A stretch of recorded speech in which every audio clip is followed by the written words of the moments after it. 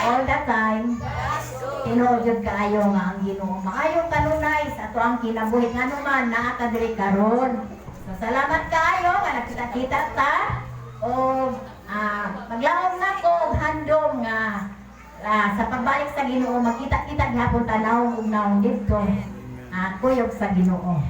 So ang ako is testimony. Thanksgiving and testimony, no? Sa matag tuig o giunsa sa Ginoo ang akong kinabuhi. Sa pagka ako, no? Kay tanan ka makasinapi man ka og mga problema, mga pagsulay, dili ka mo tuo nga wala gyud nakasinapi niyan. Pero ang ako siguro kung wala pa ko Ginoo makaigon ko sobra-sobra na jud kaayo. Ang ako ang nasinati sa akong kinabuhi. Problema diri, problema dito, utang diri, utang dito. So ingon ana complicated ang akong kinabuhi. Pero mapasalamatun kay ko. Labi na nga, wak mo nagtanong og humay, pero nakapagaling ko, nakabaligya kong bugas. Noon sa katunog, grabe. Grabe kayo pa namin sa Ginoo, wak mo nagtanong. Pero, nakapagaling kong bugas, kanya nakabaligya ko og bugas. Bayad sa kuutan. Nung anak kamayo ang Ginoo. Siya yun, magamit ng tao. No, akong papa, iyahan ipapugas. Financially, nitabang ko, pero wala dyan ko mangunay. Pag-harvest, hangyo sa ko.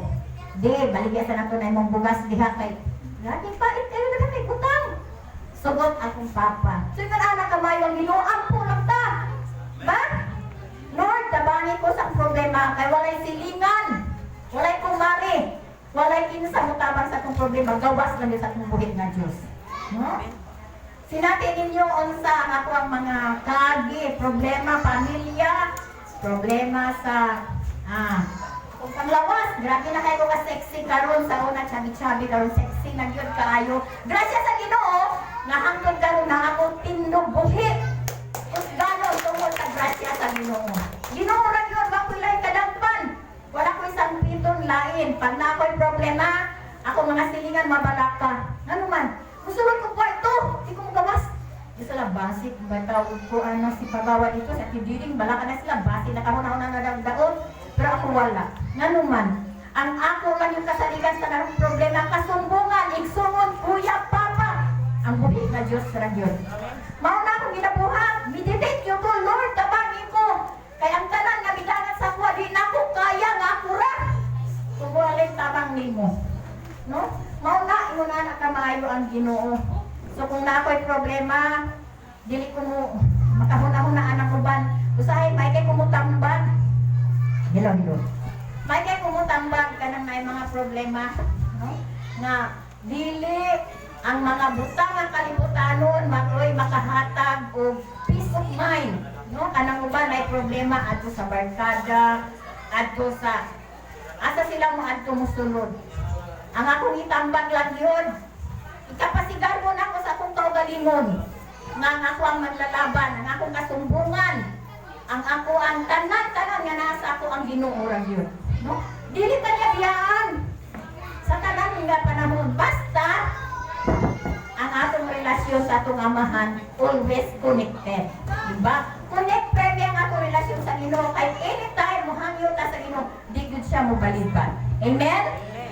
Maura na sekreto ang atong relasyon sa Ginoo ato anak para may connect kay parehas ra na sa atuan diri sa kalibutan. Sa atong amahan.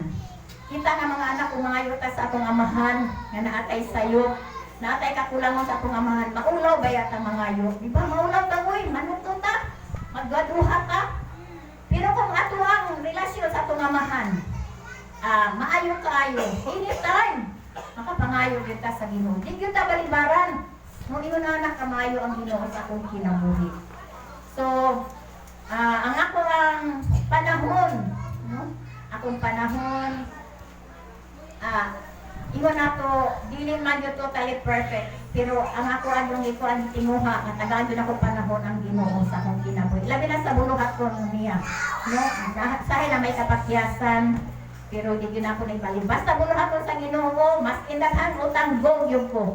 Ano man, siya may nagsupply, siya may naghatagtanan ni Ana. Nga nung idalo man nato na, ilabi na sa iyang buluhaton. Magdalo-dalo kay nara ka na sa Biblia. Kung kumuhata kay tinidyon, ginagmay sa imong madawat nga panalangin sa Ginoo.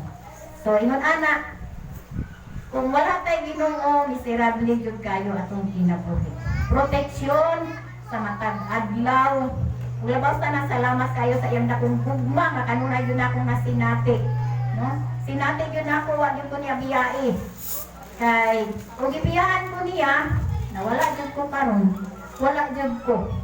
Tungod kay daghan kayo problema. Ingon po siya, nga ang ako mga anak pinanggan ako, di ko muhatag og problema pagsulay nga dili arang nato makaya. So, grasya gyapon. No, pasalamat sa Ginoo kay kita mga anak niya, nagaantag problema gamay ra di ay kaya ra nato. Sisiw ra na. No? Basta na ato manilaban na ang Ginoo. Ako katawanan ako ng problema kay naman ko gisaligan. Basta na kay saligan, wala gyud. Tanan kaya nato. Og gusto ra gid ako ipasigar mo sa ako ang kaugalingon nga naa ang Ginoo kanunay sa ako ang kinabuhi. Og daghang salamat, nagpunta ka nato sa tanan.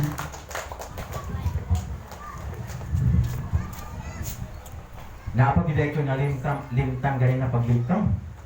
Paano pagid niya nga kagawad ka nang nagsuporta gid ni sa among adiri. Atong ni aging pasalamat namo din ni kuantot siya gid ang ilang may run out man to. Mo nga sila gid nakuan maniho in town nga padayon among program. Kagawad Jonard Muiko.